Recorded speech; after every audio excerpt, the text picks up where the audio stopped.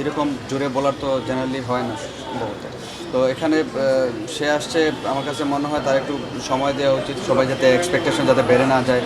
আমরা যারা আপনার যারা দর্শক আছেন, যাতে ও প্রত্যেক ম্যাচ জিতাবে বা ইয়ে করবে। তো যে জিনিসটা হচ্ছে, ও নতুন আসছে, ওর একটু সময় দিবেন, এক্সপেকটেশন যাতে বেরিয়ে হাই যাতে না হয়, আস্তে আস্তে যাতে ও ম্যাচুর হইতে পারে ম্যাচে। অবশ্যই দেখেন, লাস্ট ওয়ান ডেতেই আমি ইনজুরিতে পড়েছি আফগানিস্তানের সাথে, আপনারা জানেন। তো যে জিনিসটা হচ্ছে, এখন বাংলাদেশ টিম চ্যাম্পিয়ন্স ট্রফি খেলতে গেছে, দোয়া আছে তাদের জন্য যাতে ভালো করতে পারে আমাদের টিমটা। আমরাও অপেক্ষা করতেছি যাতে বাংলাদেশ টিম ভালো করবে, ভালো ভালো ম্যাচ জিতবে, আমরা প্রাউড ফিল করবো তাদেরকে নিয়ে। তো যে জিনিসটা হচ্ছে, দোয়া করবেন সবাই বাংলাদেশ টিমের জন্য। আর আমরা যাতে সবাই একটু ইয়ে করতে পারি, যে দেশে যাতে যারা খেলতে গেছে তাদের জন্য তারা সবাই যাতে কন্ট্রিবিউট করতে পারে দেশের জন্য।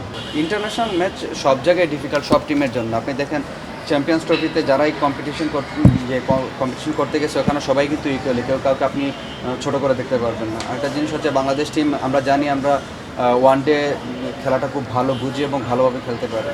তো ইনশাল্লাহ দোয়া করেন বাংলাদেশ টিমের জন্য, যাতে লাস্ট দুইটা ম্যাচ আছে আমরা যাতে ভালো করে সেমিতে যেতে পারি ইনশাল্লাহ।